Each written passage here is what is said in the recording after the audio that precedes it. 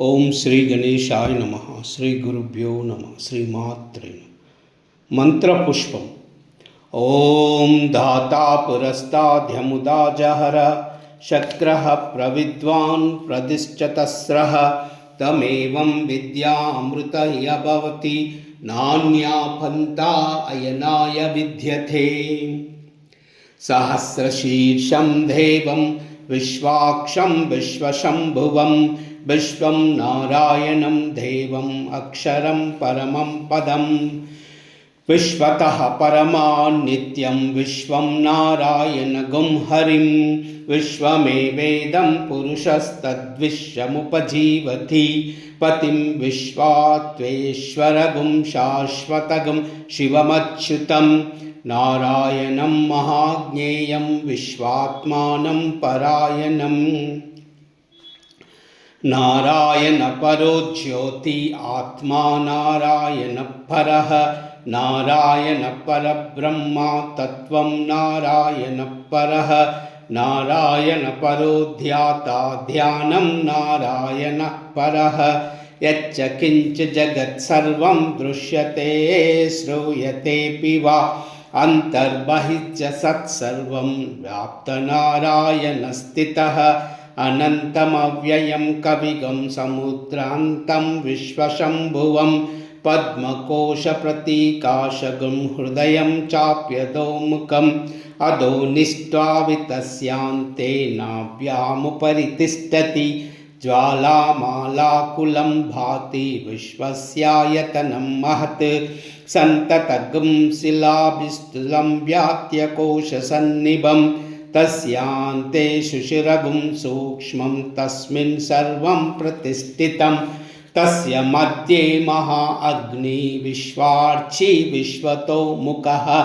सोऽग्रभुः विजनिष्ठान्नारमचरत् कविः तीर्यगूर्धमदशायिरश्मस्यास्यनन्तता सन्तापयति स्वं देहापादतलमस्तकः तस्य मध्ये वह्निशिखा अनियोर्ध्वा व्यवस्थिता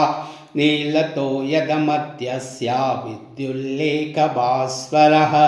नीवारशूकवत्वन्नी पीताभास्वात्यानुपमा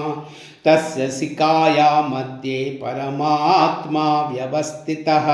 स ब्रह्म स शिव स हरि स इन्द्रो स अक्षरं परमस्वराट्। योपां पुष्पं वेद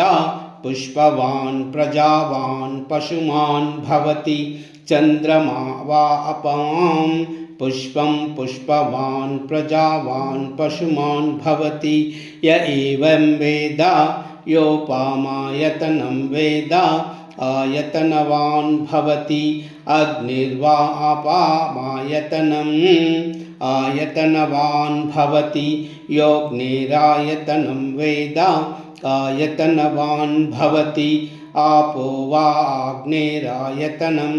आयतनवान् भवति य एवं वेद योपामायतनं वेद आयतनवान् भवति वायुर्वा अपामायतनम् आयतनवान् भवति यो वायोरायतनं वेद आयतनवान् भवति आपो वै वायोरायतनम् आयतनवान् भवति य एवं वेद योपामायतनं वेद आयतनवान् भवति असो वै तपन्नमायतनम् आयतनवान् भवति यो अमुष्यतपतः आयतनं वेद आयतनवान् भवति आपो वा अमुष्यतप आयतनम् आयतनवान् भवति य एवं वेद योपामायतनं वेद आयतनवान् भवति चन्द्रमा वा अपामायतनम् आयतनवान् भवति य इश्चन्द्रस्य मतायतनं वेद आयतनवान् भवति आपो वै चन्द्रमस आयतनम् आयतनवान् भवति य एवं वेद योपामायतनं वेद आयतनवान् भवति नक्षत्राणि वा आपा आयतनम् आयतनवान् भवति यो नक्षत्राणमायतनं वेद आयतनवान् भवति आपो वै नक्षत्रमायतनम् आयतनवान् भवति य एवं वेद योपामायतनं वेद आयतनवान् भवति पर्जन्यो वा अपामायतनम् आयतनवान् भवति यः पर्जन्यस्यायतनं वेद आयतनवान् भवति आपो वै पर्जन्यस्यायतनम् आयतनवान् भवति य एवं वेद योपामायतनं वेद आयतनवान् भवति संवत्सरो वा अपामायतनम् आयतनवान् भवति यः संवत्सरायतनं वेद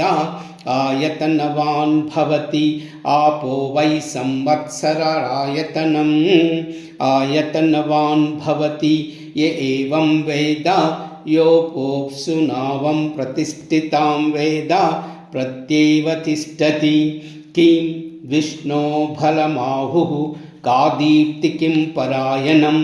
एको यदाधारय देवाः रेतसी रोदसी उभे वातो दिष्णो मार्गमाहु अक्षरादीप्तिरुच्यते त्रिपदाधारय देवा यद्विष्णोरेकमुत्तमम् राजाधिराजाय प्रसय्य साहिने नमो वयं वै श्रवणाय कुर्महे समे कामान् कामकामाय मह्यं कामेश्वरो वै श्रवणो ददातु कुबेराय वै श्रवणाय महाराजाय नमः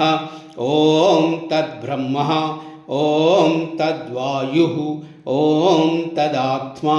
ॐ तत्सर्वम् ॐ तत्सत्यम् ॐ तत्सवितुर्वों नमः अन्तर्चरति भूतेषु गुहायां विष्णुमूर्तिषु त्वं यज्ञस्त्वं वषट्कारस्त्वं इन्द्रस्त्वं रुद्रस्त्वं विष्णुस्त्वं ब्रह्मस्त्वं प्रजापतिः त्वम् आपादो आपो ज्योतिरसामृतं ब्रह्म भूर्भुवस्सुवरों ईशान सर्वविद्यानाम् ईश्वरः सर्वभूतानां ब्रह्माधिपति ब्रह्मणोऽधिपति ब्रह्मा शिवो मे अस्तु सदा शिवो तद्विष्णो परमं पद सदा पश्यन्यसूरयः दिवीव चक्षुराततनं तद्व्यासो विश्वसनो जागृतं समिन्द्रश्च विष्णुरो परमं पदं ऋतगुं सत्यं परं ब्रह्मं पुरुषं कृष्णपिङ्गलम् ऊर्ध्वरेतं विरूपाक्षं विश्वरूपाय वै नमो नमः नारायणाय विद्महे वासुदेवाय धीमहि तन्नो रुद्र प्रचोदयात् नारायणाय विद्महे वासुदेवाय धीमहि तन्नो विष्णु प्रचोदयात् नारायणाय विद्महे वासुदेवाय धीमहि तन्नो प्रजापति प्रचोदयात् आकाशयत्पतितं तोयं यदा गच्छति सागरं सर्वदेव नमस्कारं केशवं प्रति गच्छति ॐ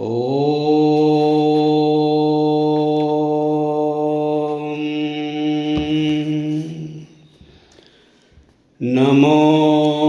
नारायणाय